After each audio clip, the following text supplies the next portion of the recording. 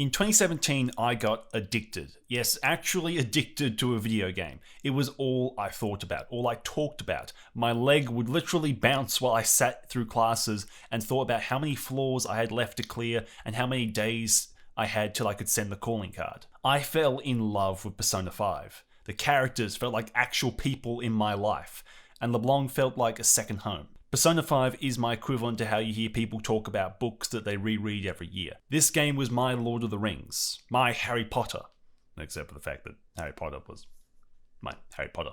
It's an experience I can't go without enjoying at least once a year. It's permanently changed the way I see the world, how I use my time, and how I thought about friendships. It's my favourite game. Well, now they've added some stuff and given us Persona 5 Royale, a major success in some places and a bit of a failure in others. But the real question is, does it fix the main issue that I had with Persona 5? Its greatest failing, which was its inability to stay true to its own ideology. Well, let's check it out.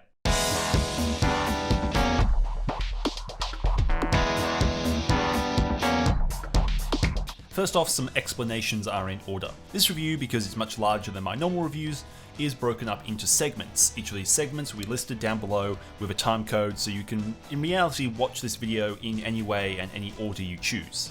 It's of course written and built in a particular order with ideas and points that build off each other, but say if you only really care about the gameplay or Confidants, you can just jump into that part of the video by going to the description and clicking on the part you want.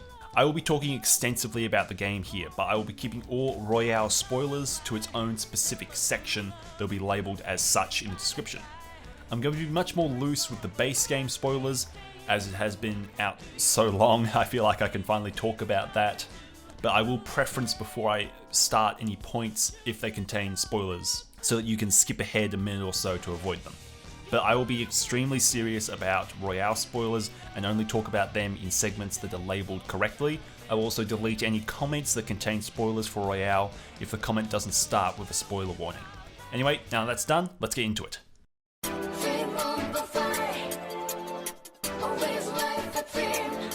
So the Persona series as a whole is of course a spin-off of a much longer running and much larger series, the Shin Megami Tensei series. Persona 1 and 2 and its second part were at their core Shin Megami Tensei games, and everyone was pretty happy with that.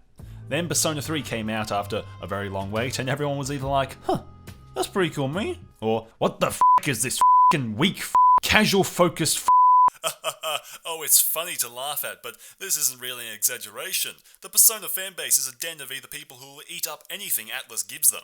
Yeah, another dancing game is exactly what we needed right now. Or people who will hate everything because it isn't a Shin Megami Tensei game, and the series is too popular now. What the do you casuals think you're doing? They're just milking the franchise, you Nazi scum! Okay, ignoring the fanbase for 1 second, Persona 3 was an incredible departure from the first two in the series. Technically first three. Carving a path that the future titles would follow and build upon. While it's not my favourite, I'd probably also consider it to be one of the weakest out of the series. You simply can't ignore how influential this game was on the entirety of the series, defining so many of its gameplay mechanics that would later be refined. 3 was easily the biggest jump forwards in the series, and it deserves to be recognised for that. The next biggest leap was of course 4, which took the building blocks and rough ideas of 3 and built a castle out of those blocks and refined those ideas into the sharpest point imaginable. I know we just met, but I absolutely love you. Can I please have a kiss? Ow! Ah! What's wrong with you? 4 took everything 3 did and made it better. Exploration was improved, interactions felt better, it removed the monotony of climbing Tartarus and replaced that with palaces. It took the core philosophy of personas and shadows and refined it further. Characters were better, pacing was better, there was more to do. 4 took everything P3 did and committed to it 100%, completely carving out its own market, fanbase and identity outside of SMT. While the Shin Megami Tensei name was still on the box, this was in my eyes the first foray of Persona as its own entity. Now after like 100 years of waiting, a new challenger appeared, off in the distance. Persona 5, built from what Atlus learned from one of their last games, Catherine, which is pretty good, so you should play it, it's on like everything. Now, as we come to Persona 5, I think it's important for me to preference this by no means is a perfect game, and I am well aware of it. I was addicted to this game, but man, it pissed me off more than once. Don't expect this review to just be me waffling about how amazing the game is, and that's because I do deeply love this game, but I'm a firm believer that you need to be harsh and criticize the stuff you love to prove its steel in a way. If I truly believe this game is as good as it is, then I also need to believe that I can throw all the criticism under the sun at it, and that it will still be standing. If I didn't believe that it could handle some probing and some harsh discussion, then it clearly isn't as good as I believed it was. I see so many people afraid to actually review the games they love, using excuses like nostalgia or personal connection to get out the fact that most of them know the game won't stand up to it. But I believe in Persona 5, and I believe that it can handle all the shit talking I got. Now, this game, of course, released years after P4. It basically skipped an entire console generation, releasing well into the PS4's lifetime. Persona 5 is definitely responsible for an extreme crack in the Persona fanbase. Before, you just had people who loved the series, and then you had people who hated it because it wasn't SMT. Now you had all these newcomers jumping on the scene as Persona 5 exploded in popularity, and you had little guys like me being like, oh hey, this Persona stuff's pretty cool. And thus a third race emerged from the fans who originally loved all of Persona, and they became the gatekeepers of the fanbase, insulting and belittling all the new fans, holding strong to the belief that only the older Persona games were good, and that Atlus had lost its way with the series, even though Persona 5 was literally the perfect amalgamation of everything the series had ever been, combining the gameplay loop of Tartarus and palaces together in a seamless way, also marrying the darker tone of P3 with the more bombastic and lovable notes of P4, while managing to be its own entity without becoming just a best-of Persona experience. But it had some major failings. The real question is, did the recent re-release of Persona 5 Royale fix these issues, or did it make them worse? Well, it's time to don the mask and gloves once again. Let's go.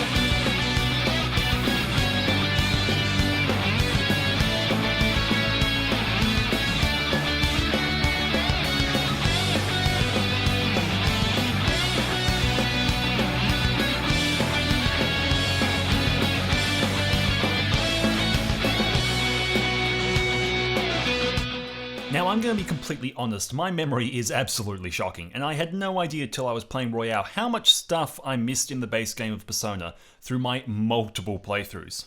I had no idea you could rent DVDs as a perfect example. So I'm not here to do a play-by-play comparison of, oh, this is new and this is new, just because I don't really know at this point. I'll talk about that stuff at a later point to a degree, and I'll talk about lots of new stuff, but this isn't really a play-by-play comparison video. It's an overall walkthrough of my opinion about this rather massive game.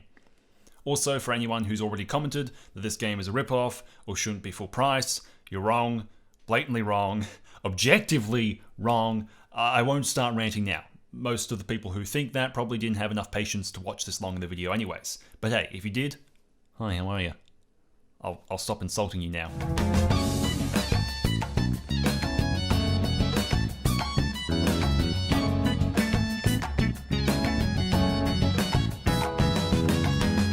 So Persona 5 Royal follows the story of, well, you, as the leader of the group known as the Phantom Thieves, as you are interrogated after a heist goes wrong and you are sold out by a teammate. You recount the events that lead up to this disaster as you play through a full year as a high schooler in Japan. Before long, you meet Igor and the Warden twins, who explain to you that ruin is fast approaching and only you as the trickster, holder of the full arcana, can stop it through your own rehabilitation. You soon gain the power of Persona, and as the trickster you have the power to hold multiple personas at once. This is where the comparison to Pokemon always happens, but that comparison is very superficial.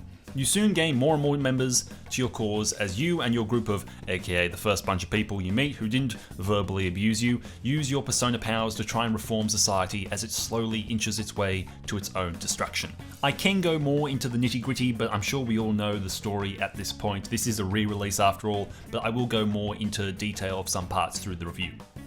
The story, while good, is really given volume and depth from its themes and general philosophies. The core themes of Persona are captivity, reformation, selfishness, and true justice.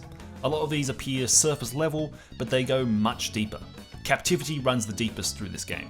You are a prisoner of fate, literally chained to the world that is about to die. Even in the Velvet Room, an area that's typically luxurious and calm, you are now a prisoner. You are a prisoner because there is always something trying to control you. Next is reformation. This theme is translated through the entire actions of the Phantom Thieves. They are reformers who desire change in people, and eventually change in the world. What gets in the way of this is selfishness. The Phantom Thieves falter time and time again on selfishness. They lose their way more than once because of it, and the general public is shown time and time again to be incredibly self-centered and self-focused. Even when they are supporting you as a Phantom Thief, they do it for their own entertainment. But one of the greatest themes and ideas behind Persona 5 is that of true justice. This is also where the game fails the greatest, is its inability to commit to an answer with this. The Phantom Thieves believe they are just. Goro Akechi, the symbol for the original form of law in the first half of the game, believes he is just. This clash is incredibly interesting, but fails for the simple reason that Persona 5 can't commit to the idea of true justice. A clash between two who believe they are right is always exhilarating, but Persona 5 repeatedly undermines the idea of true justice with personal justice instead, making justice into little more than an opinion. This is where I believe the game fails so greatly. Having the core idea be about personal justice is fine and all, till they start trying to take the story in a specific direction. It undermines so much because Atlus sat on the fence rather than committing. That is, they did. We'll get back to this later, but those are the core themes and ideas that play out through the story. There are of course more. In fact, nearly every Confidant has their own theme. Speaking of Confidants,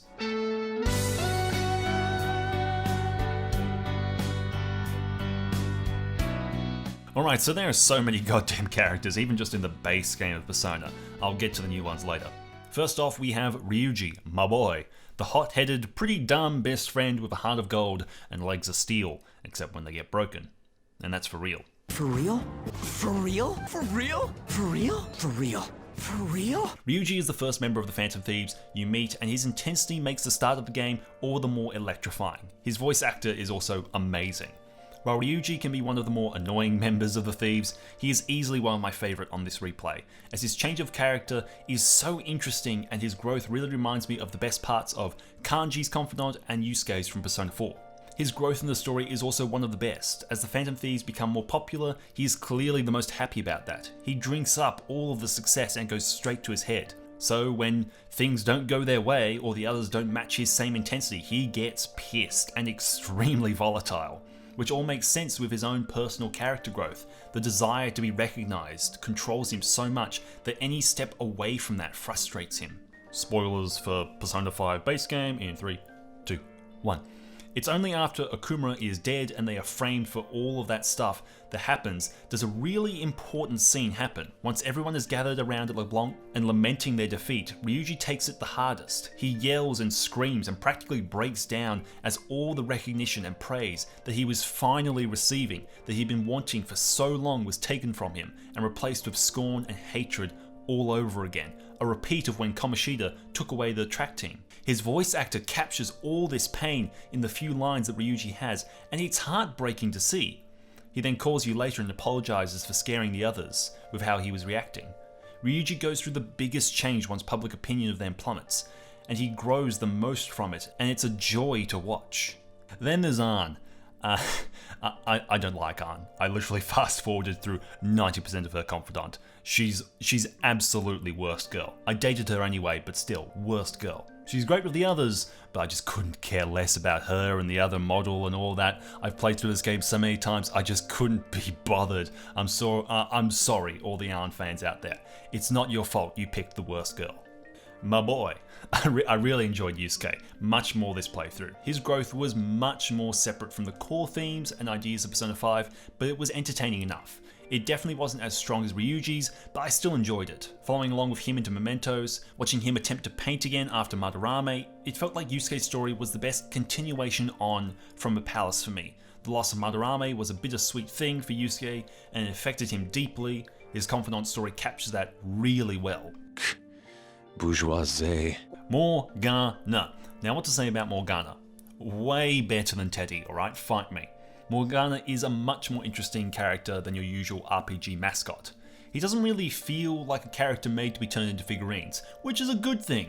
He has a lot of depth. I hate the whole amnesia stuff, but it's barely ever brought up. Also, it felt like the whole stuff of Morgana getting pissed off and leaving for a little bit was way better set up in this version. I don't know if they've added additional lines or anything, or if I'm just remembering it badly, but before it just felt like Ryuji made fun of him once and he got angry, but here it seems like they toned up the whole stuff of him being replaced by Futaba. It worked really well. Also, thank you, Atlus. He only told me to go to bed like a handful of times in this version. It happens so rarely. I got to do things again at night. Thank you, Atlus, for allowing me to do more than just one goddamn thing a day when I went to a palace or Mementos. Makoto. Now, Makoto is, yeah, she probably is the best female character in the base game. Well, I mean, she's competing with Haru and Ann, so of course she's got the best story. I really enjoyed it though.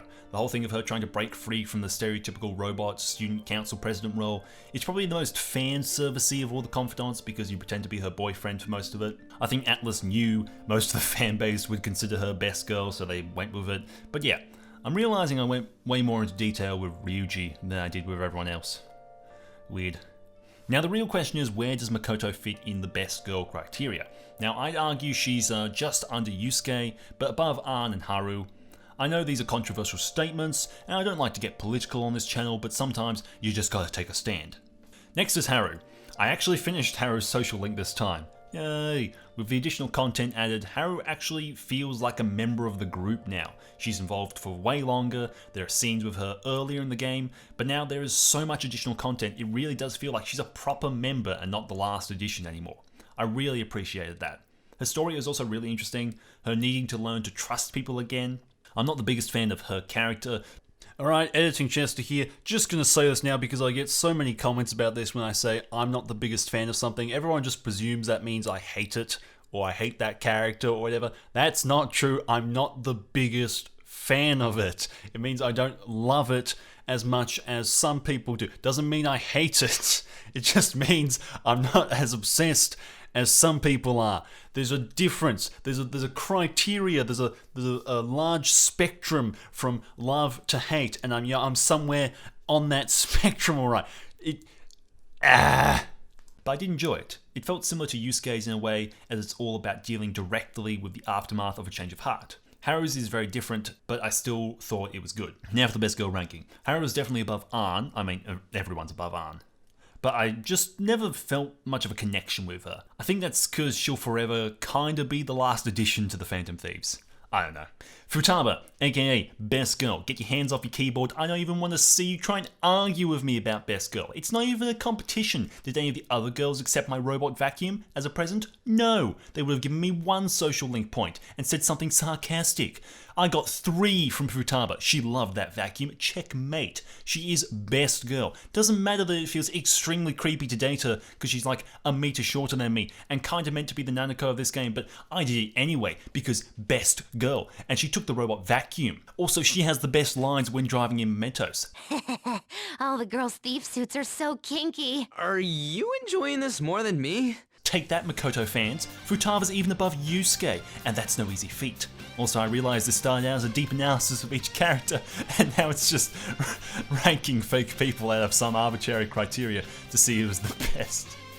What have I become? I will just mention the writing can be, less than stellar. It's not often, but sometimes they just beat you over the head with the same information you already know. Repeating stuff over and over. It doesn't happen often, but there are some problems like that.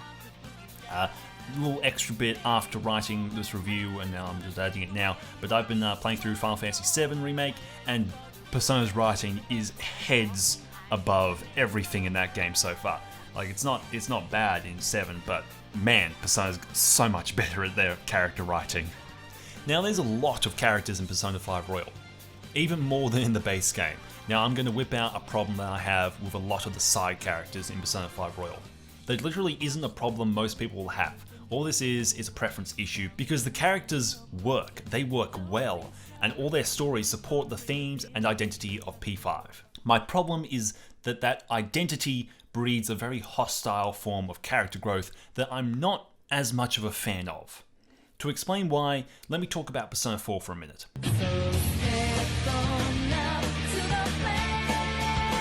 It is widely accepted that Persona 4 has better characters. I don't think that's necessarily true. It simply does something different with its characters that it's kind of impossible for Persona 5 to do. Here is the biggest problem with many of the Persona 5 characters, and it can be summed up in a very short sentence that explains my issue with how the characters grow, and that is, it's always because of someone else that I'm suffering, whereas Persona 4's character growth can be summed up with, why do I feel this way? Persona 5's growth is tied directly to you changing people's hearts, either in Mementos or in Palaces. Their growth is built around blaming and hate towards another person. Ryuji and Ann with Kamoshida, Makoto with Kaneshiro, Yusuke with Madarame, so on and so forth. It works for the main characters because nearly always the villains are just the start, and the characters grow from there. The problem is the side characters. For example, the Street Doctor. We are given no reason to believe that her life would be anything but perfect if it wasn't for the bad head doctor guy. So many of the side characters are built around an antagonist, which once again works perfectly for Persona 5, but you simply can't get the same depth as with Persona 4 because in Persona 4 it's a much deeper dissection of these characters. Because there are antagonistic characters, you need antagonism to grow characters because we need to see how they deal with it. Like the reporters who hound Yukiko. But at the end of the day, it isn't about her getting back at the reporters. Her arc is about her deciding why she feels like she needs to run away from her family's legacy. The antagonists drive her to want to defend her legacy, not to fight back against the reporters. In Persona 4, the antagonists are nothing more than a catalyst for further dissection of these characters. You don't need major antagonists for each confidant, each social link, because the main story has enough of those. In P5, they are the be-all and end-all in the story.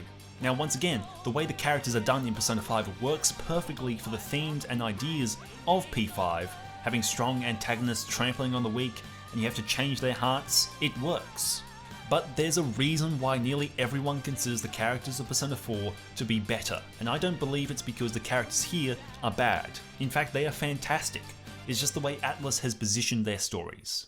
But even despite that, these are some of the best written, best acted characters I have ever had the pleasure to learn more about in any video game.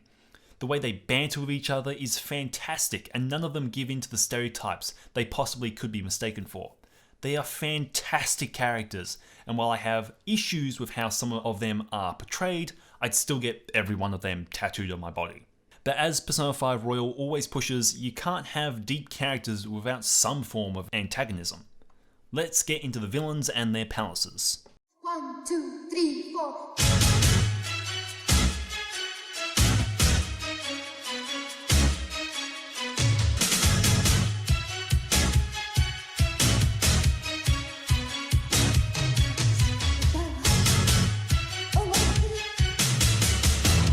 The Palaces is where this game shines, boasting the absolute best this series has ever had in perfectly laid out, thematically diverse, and incredibly fun palaces that, due to no longer being randomly generated and just a bunch of hallways and rooms like in Persona 4, now feel like real locations with purpose and reason to their design. Now let me get down to the nitty gritty with these bad boys and their villains.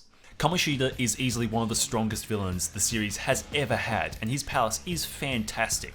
The castle aesthetic and design works great for the first introduction, and him being the villain works great as the opener of sorts, as it's a very personal story. The only real risk is getting expelled, but what they get so right with Kamoshida, which they fail at with so many of the other villains, is that he is a constant force of villainy through the entirety of the palace, as you have to keep going to school and he's nearly always around.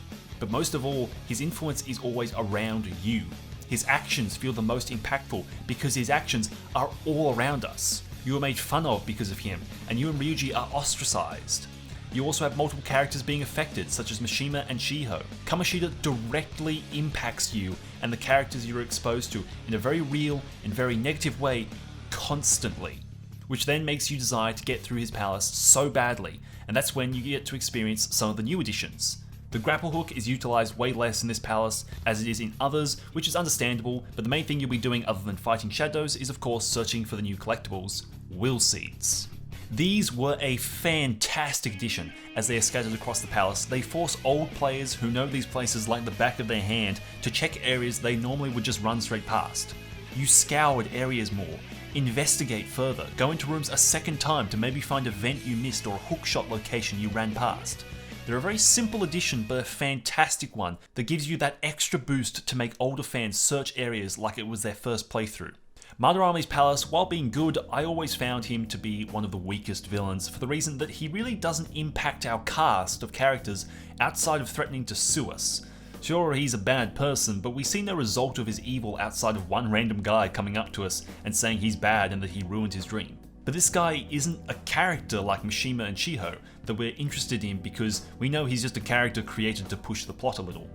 We see no negative results to Madarame stealing his pupils' art outside of being told that it's ruined faceless, nameless characters' lives. It's also said that he was abusive, but we see nothing of that. We don't see him being abusive to Yusuke or anything really. In fact, even after Madarame's palace, Yusuke often has nothing but good things to say about how he was treated. All in all, I found him to be the weakest villain for the reason that it would be fine if he was treated as a bit more of a grey villain rather than going all black and white with it, treating his actions a bit more ambiguously, but all the Phantom Thieves talk to him like he's the scum of the earth, so we're clearly meant to see him as equally bad as Kamoshida, because they address him as such, but there just isn't enough reason to. I will mention though that his boss fight was my absolute favourite of all the palace bosses. He was so much fun with the cloning stuff and all that. A villain I feel was really underutilized was Kaneshiro. I really enjoyed this palace. Well, I mean, I loved all the palaces, but this one easily had my favourite song out of all the background tracks. But I feel like they could have done so much more with Kaneshiro to make him more of a presence. In that way, he's kind of the opposite of how Kamoshida had this major impact in the world around us. Have it so that we are getting threatening texts and calls from him as well as Makoto, and have it that we sometimes get trailed home from school by some thugs and we have to avoid them when moving around town, using the thief vision to work out who to avoid, like the scrapped idea for avoiding Kamoshida's supporters at school. I felt like he needed to have more of a presence overall. Other than that, I thoroughly enjoyed the palace through and through.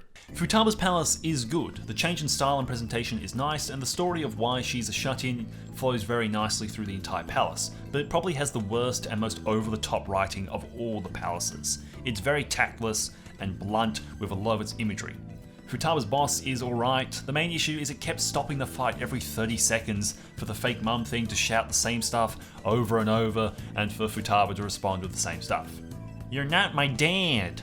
It ruined the flow of battle for me, and I would have much preferred for them to get the cutscenes and all of that out of the way, get Futaba to join, and then let me just fight her with no interruptions. But I mean, I can't be too mad. I mean, she is best girl after all. Hers is most reminiscent of Persona 4, as a future member of the party is the palace ruler. I find this to be a much better way of exploring these characters and makes learning the information about how she sees the world much more than just explaining it to us. It fulfills the golden rule of show don't tell. Then it tells it to us anyway, cause we big dumb and the good writers took a day off clearly.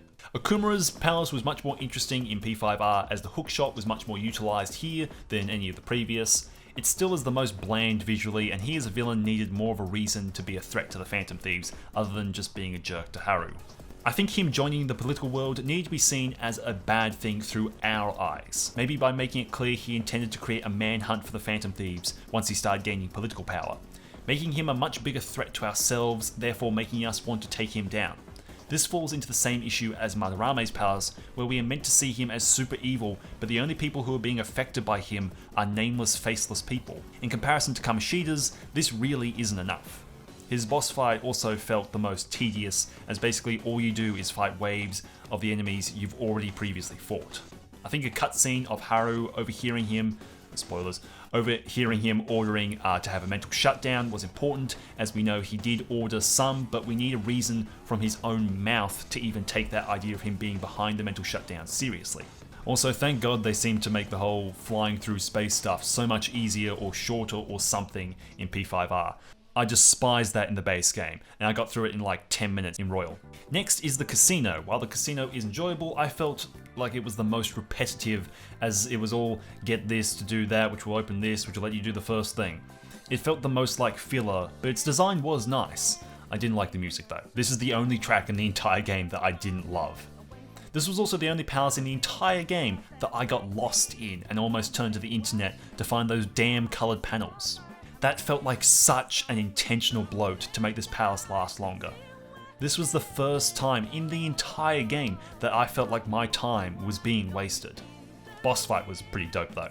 I love the way her affinity changes based on the role, so you have to constantly switch out party members to avoid weaknesses. Shame I beat her so quickly because I was way over leveled. She would be absolutely insanely fun to fight on the highest difficulties.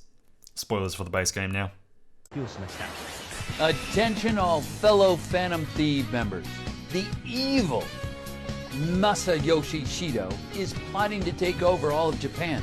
To break into his palace, we need the 12 digits on the front, the date, the 3 digits on the back of your credit card. But hurry! We need your help to steal his heart. Shido's palace was fun. The first time I played through, I felt like the letters of recommendation were all busy work, and I still kind of do at this point too. I fast forwarded through all the conversations with the first few guys that you get the letters from, just because I was kind of tired of these overly simplistic mini-villains that comprise so much of Shido's palace. The boss fights were dope, and I love the cleaner guy so much. Also, the fight against Akechi makes up for any shortcomings of the palace, as it was so dope. And just the intensity of the scene was so much fun. I kind of rolled my eyes at the whole, yeah, teammates are amazing, we still need you Akechi stuff. Like, it's cringe central, but yeah.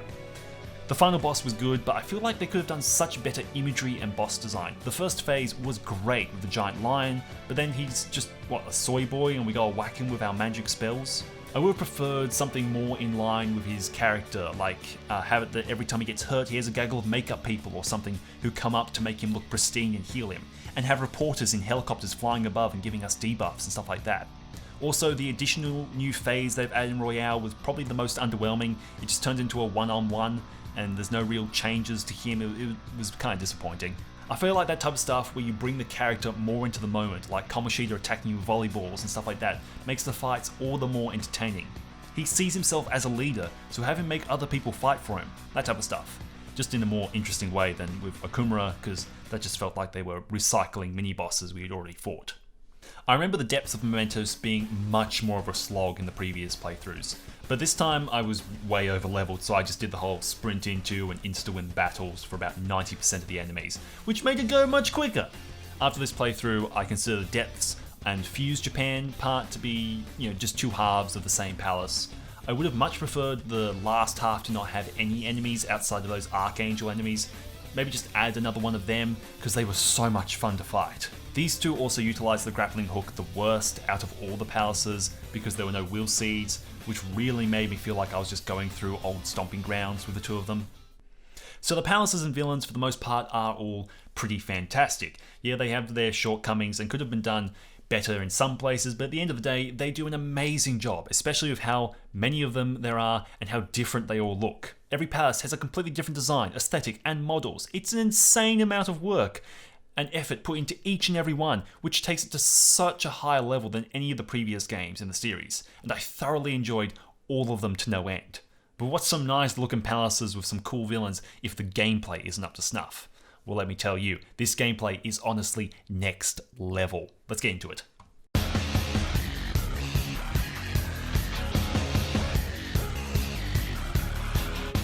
Alright, so you want this super simple? Let me lay it down for you. You got your party, each having strengths and weaknesses. They each use a particular element or ability. For example, Yusuke utilizes ice, Ryuji uses electricity, and Makoto uses nuclear. And spoilers, Akechi uses curse and bless. Morgana is your healer and has wind attacks. You also have guns and handheld weapons like swords and bats. Then you got the shadows, alright? If you sneak up on them, you get an ambush, which gives you priority in the attack. If you use the grapple hook, you get priority, and then you also give them a debuff of some sort. Each enemy has strengths and weaknesses, and you gotta find and target them to make battles go in your favor. Because if you target an enemy's weakness, you get to go again, but when dealing with a crowd of shadows, it's unlikely one character will be able to get all their different weaknesses, because each party member can generally only have one type of element attack. You as a trickster can more or less have any version, but you can only switch your persona once per your turn, so that means you can't be everyone either. This is where the baton pass becomes an incredibly important mechanic. Utilizing the baton pass, you can use your extra move to pass the attack onto another party member who may have the element that another shadow is weak to. This powers them up and boosts their damage. This also doesn't count as their turn, this is instead you passing the extra go to the other party member. If they attack the weakness, they get an extra go too and can baton pass as well. This means if you do things well, you can pass the baton to every member of the team, more or less getting a full round of your party's attack for free, also utilizing the power-ups which stack to each member. So the last person to get a baton pass will get even more damage before the normal round continues again. If you knock them all down by targeting their weaknesses, you can go into a different segment where you can bargain with the shadows to either get a random amount of money, ask them for a random item, or try and convince them to become a new persona for you. If you want them to be your persona, you need to work out what type of personality they have, and then answer in a way that will make them join you. Or if you absolutely demolish all the other shadows, one will sometimes get scared based on their personality and ask to join you, meaning you don't need to answer any questions. But if you go with the cool looking all-out attack, you'll get the most XP from the battle. They've also added show times, which start randomly during battles where two characters who have unlocked this event can go into a cutscene where they can do massive amounts of damage to a shadow. It's pretty sweet. My favourite is Yusuke and Ryuji's because I like the way Yusuke says sauce. Now back to the baton pass. Baton pass is made all the better by the implementation of darts into one of the new areas you can go to in Royal. At the beginning it feels just like a bit of a pointless minigame, but once again continues Persona 5's incredibly impressive ecosystem of game mechanics working in perfect harmony to produce a staggeringly well put together experience. By doing well at darts, you can rank up your baton pass up to rank 3 with particular party members, making heightening the necessity of baton pass even more from their previous additions to it, making it an integral part of the game even further and validating darts as much more than just a mini game. While it lacks depth in itself, that's irrelevant as its sole purpose is to create a skill wall of sorts so you can't just attain the higher rank without an issue. It makes it more worthwhile, and it having no particular depth outside of, just aiming right is fine as it adds depth to the main gameplay. It itself doesn't need to be anything special as it is just a gateway to improving the main gameplay. Through these implementations and slight alterations, baton pass has been made absolutely essential, especially on the high difficulties. When I first played through Persona 5, I didn't use baton pass once except for when it first explained it to me. Now it is absolutely essential in Royale. Now we move on to some of the other changes. Guns have been completely revised from the original version. You now regain ammo after every single battle, making guns feel much more integral and like a brand new element in combat like ice and fire. Its implementation diversifies combat further, which is a welcome addition. The problem is there seemed to be no real increase to the amount of shadows who were actually weak to gunfire, so I think they ended up using the guns about as much as I did before, even though it's been revised like this, which is a bit of a shame. Now what if an enemy doesn't have a weakness? This is where we get into technical attacks. If an enemy has no weakness, try to inflict burn on it, or freeze it, shock it, put it to sleep, confuse it, all of which give bonuses to different attacks. Like if an enemy is inflicted with burn, wind attacks become more useful, but if an enemy is inflicted with shock, you can no longer physically attack it with your bat or sword because the shock may get passed to you, but the enemy will lose its turn. If the enemy is frozen, a physical attack could also do an insane amount of damage. It's a simple but fun risk and reward scenario that takes it to that next level. So the entire combat isn't simply a rock beats scissors scenario. Something as simple as rock paper scissors can't exist in this form of combat because you have so many extra complications and other moves you can do. It's what keeps it entertaining even after the 100-hour mark. Now I mentioned before an ecosystem. Let's get into that now with the different forms of gameplay that all feed back into the main combat loop. Other than fighting, you'll be running around Tokyo, going to shops, eating, buying a broken laptop so you can buy stuff on the dark web, eating, talking to weird old people, eating. You have a selection of activities you can do that improve your general stats. These may appear unrelated to the core gameplay and would on the surface go against my idea of an ecosystem of mechanics working in harmony. But let me explain. You study a lot, you read every book you can get your hands on, and you level up your intelligence. You cheat and Google test answers because I'm an adult and I don't want to think about what the answer is, because I have the internet, and you score top in your class. Now your knowledge is so high you can hang out with Makoto and get her confidant to level up, unlocking brand new abilities that she can do in combat, such as protecting you from a fatal blow and doing a follow-up attack. Congratulations. Through utilizing a bunch of different systems, reading books, increasing your knowledge, sitting an exam, and spending time with a confidant, they have all fed back into making your life easier in clearing that palace, which you earn money from, which you can then buy a present for Makoto, buy more books, all that type of stuff, and improve your confidant further. That is what I call an ecosystem. So many game mechanics that appear completely unrelated. How will me looking after this potted plant in my room or going to a bathhouse across the street make me better in combat? Well, in an incredibly well thought out and planned out way, which makes every single part of gameplay feel really important. It's very difficult to waste a day in this game. Everything builds towards something. Everything is always getting improved, and that is absolute masterpiece level of game design, where they can make it so that reading books in your library can help you achieve so many other things. Same with going to go see a movie or even fighting a mini-boss. They are all as beneficial to the improvement of the gameplay loop, and that is incredible. And one of the best places to test out that gameplay loop is Mementos.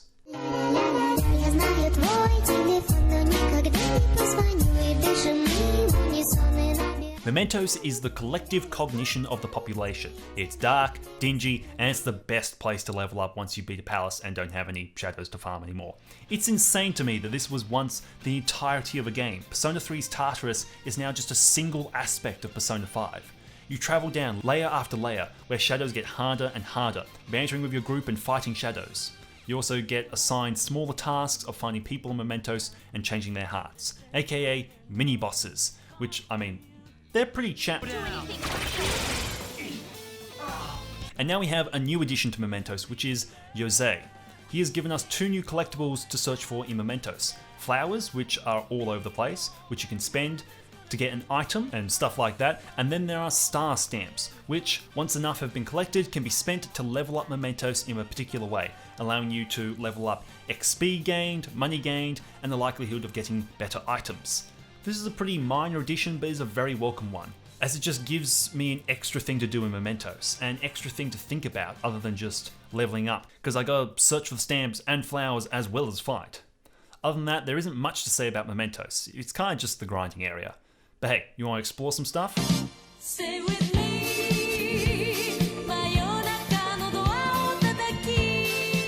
Welcome to Tokyo. I'm sure this is what it's like in real life too. Everyone fades away in my life. Did they ever exist at all is the real question, my fellow gamers. This is my crib, this is where I sleep, this is my cat, he dope as well, this is my TV. Out on the streets, you got my main man over here, hooks me up with all sorts of stuff, also sells me a broken laptop. Jerk. This is the other place I go, Central Street. I like it because it blocks out all the emptiness I feel. Books, movies, guns, they've got it all. Also immediate access to the Velvet Room. Plus. Get verbally abused by children. Nice. Looking for something new, wha-bam! Nani? New area. I forgot what it's called. Shit. Everyone will know I'm a bad reviewer now. You got this guy. He buys your Sudiyama. It's kind of a rip-off. Just get your teacher to wash them for you. How about the jazz club? You need friends to go in there. Now darts and billiards. I already talked about this. That's about everything I did here. I'm sure there's other stuff you can do. I just didn't do them. Next. Pimp my palace. What's up, my boys? Welcome to my crib, my den, my thieves' den. No need to be jealous, this is all just proof of my epic gamer status. Do you have money raining from the sky? Didn't think so. Do you have friends? Me neither. But that just means I got more time to put into my thieves' den. Look at this. This right here, it's art, alright? You got Ryuji crying. See here, this is what you call deciding to only put down confidants, personas, and then realizing I didn't have enough, so I started putting villains in too. It's an intentional style, I swear. And who's that up there? It's your main girl, Wakaba, chillin' with the boys. Wait, so you're telling me you don't just want to stare in awe at my exemplary life choices? I hear you, sister. That's why I got Tycoon for you. Sure, it's funner with friends, but I mean, do I need to repeat myself? Battle against other members of the Phantom Thieves in this head-to-head card-based battle and crush their puny revolutions by showing them over and over that you are a god in these parts. On the lowest difficulty.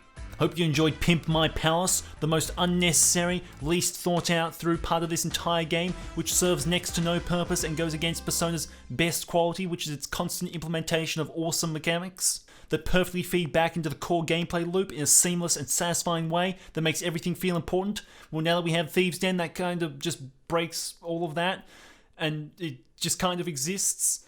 Now my previous statement doesn't make sense. Everything in this game works together. Thanks for watching. Pimp My Palace. Okay, so, story time. First time I played this game, I accidentally started dating the doctor lady because I didn't really understand what I was doing, and then I was kind of too scared to date anyone else. Well, those days are behind me. I dated everyone. Ann, Makoto, Yusuke, Haru, Futaba, Yusuke, the doctor, the teacher, Yusuke, the shoji girl, Yusuke. I just committed this time and went with it.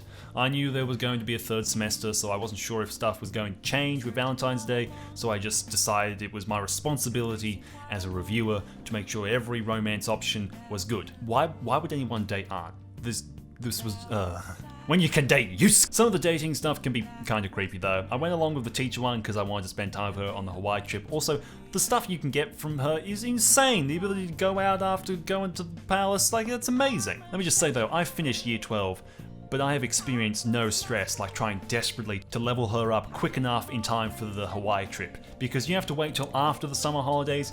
It was literally the night before. I had given up all hope, and then I called her, and I finally got to rank 10. It was the happiest day of my life. Then I sat through the most awkward and very uncomfortable cutscene, and I was like, I'm not sure if I made the right decision with this. This doesn't feel right.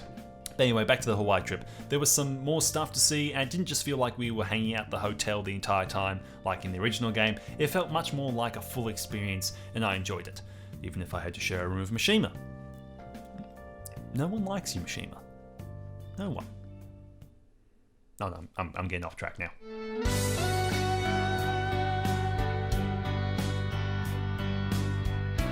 Now, you can't talk about a Persona game without at least talking about the music. And oh my lord, the music!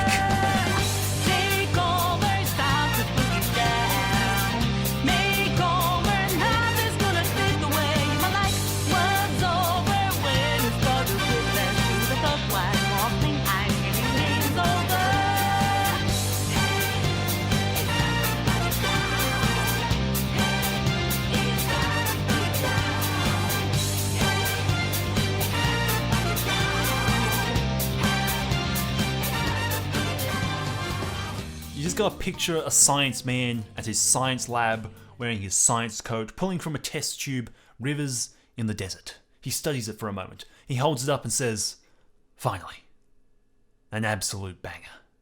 Every track is fantastic, every single track. Outside of like one or two, I loved all of these. I wish they were on Spotify. My personal favourite is either Price, just because it gives off some major King Gizzard vibes, and Prison Labour. The new tracks also slot perfectly in. I kinda miss the old battle theme, but Takeover is amazing, so it's not a bad substitute.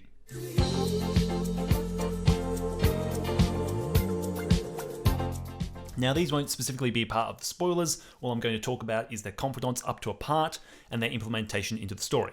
So first off, Kasumi. I really enjoyed her implementation into the story. It's not heavy-handed, but it is a slow introduction before we can even start her confidant, and it's made very clear that she's different in some way, because you can only get up to level 5 of her, which was pretty weird at the beginning, but I really liked her character. She was a bit annoying at times with always saying sorry and thanking me for like everything, but she felt profoundly human in comparison to the very zany cast. Her struggles were much simpler in a way, but her constant struggle with depression and constantly falling back into her old habits made her confidant much more human and complex in a way, because no matter how much I helped her, she was always struggling with these things, and I found that really refreshing in comparison to the other characters. Next was Dr. Maruki.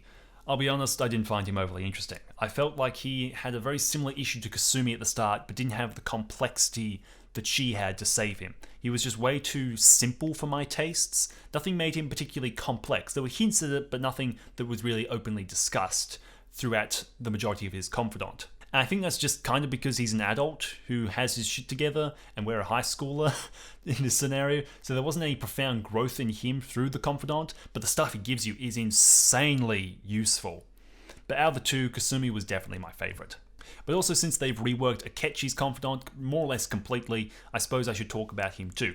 I think this way of presenting Akechi is infinitely better. I've never understood the fanbase's obsession with Akechi because I've never been a massive fan of his character, but I at least enjoyed my time with it a bit more this time. Because this further went a bit further with him, and his relationship with Joker is much more fleshed out, and I think it was necessary given the changes that would happen later.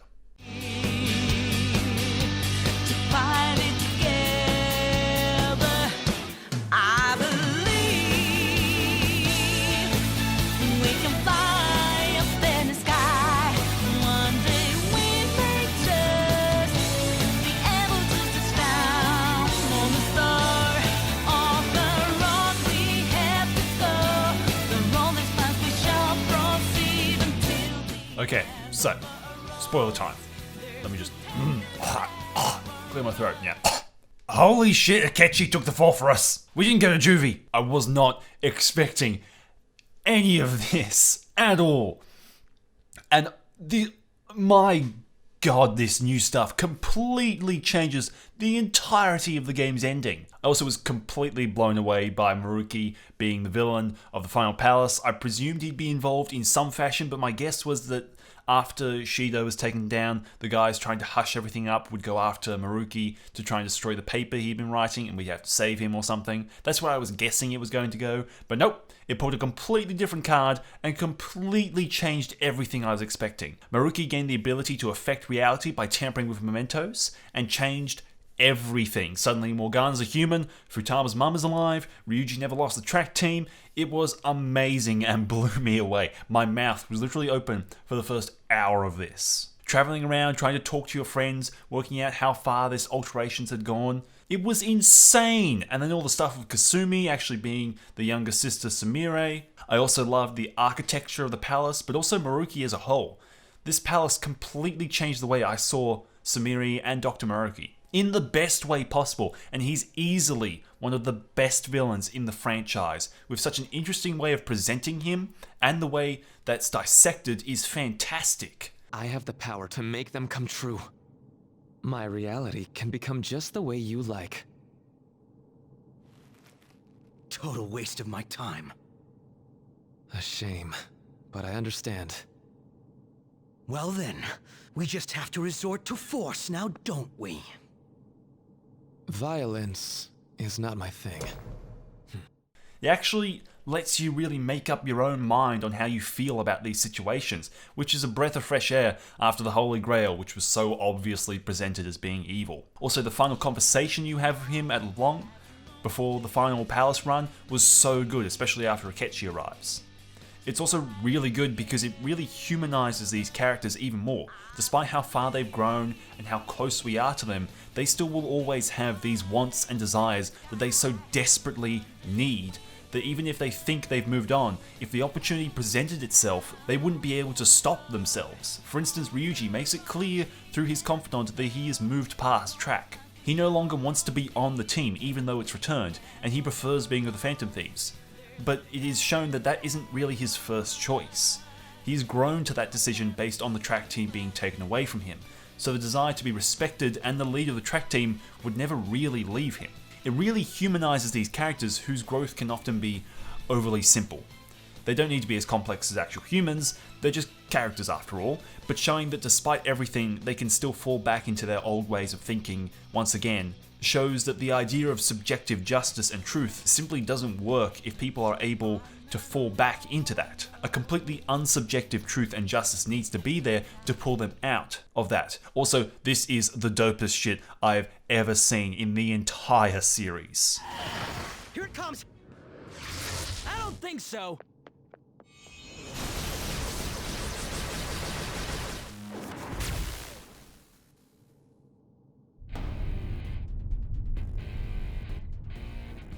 I also really enjoyed the two conversations you have with each member of the party, where you try and convince them that something is wrong, and then the second where they apologize to you for not being there when you needed them. This also unlocks their third persona, transformation. Also, it is very, very clear that Atlus considers Sumire to be the canon best girl, and I'm sorry Futaba, but it's true. She is a fantastic character, and ranks 6 through to 10 was so much fun. I also feel like this extra month they gave you really changes my outlook on Akechi's character, yeah, he's a weirdo and a bad guy, but I really enjoyed his and Joker's interactions, especially when Kasumi joins the team, or Sumire, with the two of them, and she's pretty freaked out by Akechi and his, tendencies.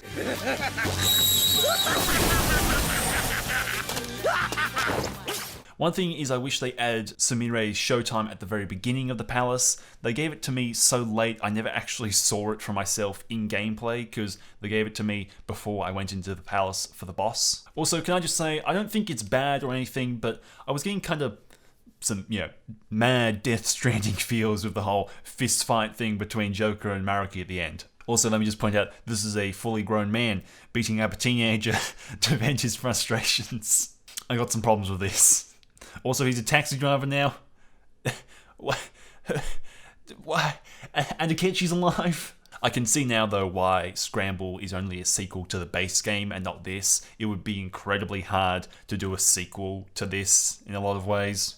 But yeah, I really like the addition of more stuff with Lavenza, too, as she was only introduced at the very end of the base game. I will say though, the idea that we got a whole extra semester isn't totally accurate. In reality, we get one extra month of days to do the palace and all of that, which was a shame, as I was expecting to get maybe 2 months, but in reality, the amount of content, cutscenes, twists, and battles we got are enough to fill like 2 months of time. Anyway, so I wasn't too bothered. So yeah, the new palace does some pretty insane stuff with the world, but most importantly of all, this solves the greatest issue I had with Persona 5. So let's get into that.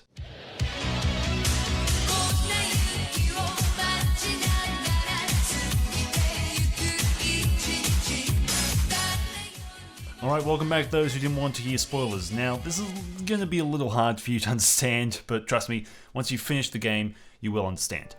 So the biggest problem with Persona 5 was that it couldn't decide what it wanted to do with justice and truth. It would bounce from truth and justice being something that is subjective, aka everyone having their own justice, to then a non-subjective version, saying that no matter what, there is always a correct thing to do. There's always a right thing to do in a situation.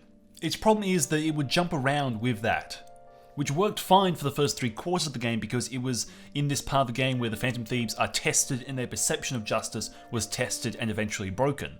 The indecisiveness created a very interesting situation with Akechi and Joker because the game was leaving the question unanswered so you could perceive the Phantom Thieves or Akechi as being correctly just. The problem then came around when you started getting into all the stuff of the Holy Grail. That confrontation simply doesn't work because the writers are still treating justice and truth as something that was subjective while writing a conclusion of justice overcoming the bad guys, making the ending more or less my opinion beats yours because I've decided you're a bad guy. The ending lacks conviction. It can't be a story of truth and justice triumphing over evil because if truth and justice are subjective, then the Holy Grail is just as correct for wanting to destroy the world as the Phantom Thieves are for wanting to save it. And on top of that, the Phantom Thieves are incredibly self-centered and egotistical to then believe that their personal justice should impact the rest of society.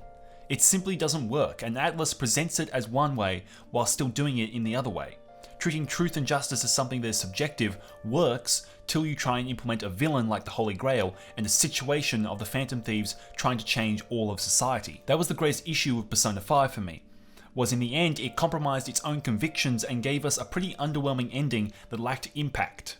Royal fixes that in every way, through the new palace and new final villain, by presenting us with the answer that Atlus need to give us at the end of Persona 5, and that is that truth and justice are not subjective. It's not an opinion, it is a compass that exists outside of what we think and want. There is always a correct answer and everything can be against it, but it is still the truth. You might think that's exactly what was going on with the Holy Grail, how everyone in the prison wanted the Holy Grail. The difference is, the writers hadn't tightened up the idea of justice at that point, but also the Holy Grail was always presented as completely evil. It's literally in the center of a giant red prison connected up by veins. There is no room to see it as anything other than the bad guy, who's been pulling the strings. We're biased at that point, but also the people who are in support of it are just faceless voices in a crowd. We don't know them, they hold no value to us. The final part of Royal is completely opposite. And so it gives us this scenario. There's a perfect example of Atlus putting their foot down and saying, it doesn't matter what the world wants, what the community thinks is right, even if it makes your friends happy, truth and justice must prevail. Even if the person you're going against sees their actions as truthful and just, it doesn't matter because that's just an opinion, going up against the reality. That's the answer we needed for the final villain of base P5, to make it feel like a proper conclusion.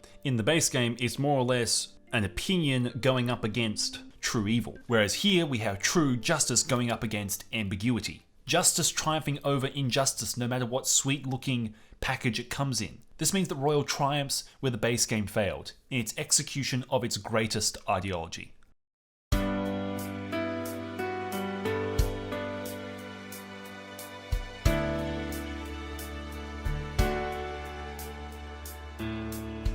Persona 5 Royal fixes the greatest issue I ever had with Persona 5 in a fantastic way that is gripping and enthralling and so entertaining.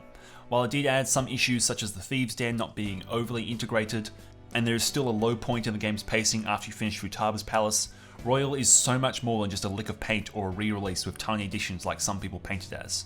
It is the version of Persona 5 that the game always deserved to be, with the proper conclusion and with the best combat that the franchise has ever seen. This is a masterclass in game design, character development, world design, and story. Persona 5 Royal has overtaken Persona 4 Golden as the best this franchise has produced to this date. I know, strong words when we live in a world that has Persona 5 dancing and Starlight, but I'm just that kind of guy who says no. Some things in life are better than that. Persona 5 Royal is the best this series has to offer, at the moment at least. It succeeds where the past games fail and gives us an experience like no other.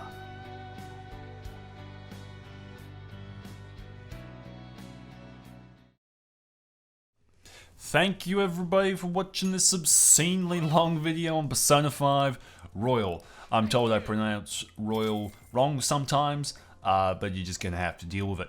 I hope you enjoyed this video. It took me a very, very long time to write and edit, so if you enjoyed this video, please consider subscribing, because I intend to make more stuff like this in the future, and I'm also thinking about live streaming Persona 3 at some point, so there's lots of stuff that you won't want to miss out on. Also, I went into the Forbidden Lands YouTube analytics and found out that only about 6% of the people who watch my stuff are actually subscribed, so hey, if you could push that up to 7%, I'd be pretty happy. Also, I decided to take my time with this video because I wanted it to be the best it could be, and I'm really happy with it, but it is coming out a lot later than probably most people care about this game now, so I'm fully expecting this video to get like 10 views, which I mean I'm fine about, but if you want to help me out, if you know anyone who likes this series or is interested in Royal and has maybe a spare hour, maybe drop them a link. Also, one thing I want to mention is not all the gameplay in this video is mine, so I recorded a big chunk of it, but I was a bit of an idiot with the way I saved the game, so I saved at the beginning and end of every palace, so I needed to record, boss gameplay, and that would basically mean I needed to replay the entire game to get that gameplay. And I was going to do that, but I'm going away in a few days, which is a bit weird in quarantine stuff. But I'm going away to do stuff basically in a few days. So I knew I was going to be away for a few weeks. So I knew if I didn't get this video done now, then it wasn't going to come out. So I've used gameplay from a bunch of different people. I've used mostly for boss battles and the all-out attacks and some, I think, Akechi's stuff. But yeah, so all their channels will be linked down in the description below. So if you want to see the base gameplay, that's all down there. Anyway, thank you very so much for watching this video. I've been Science Man, and I'll see you in the next video. Bye-bye. 1, 2, 3, 4.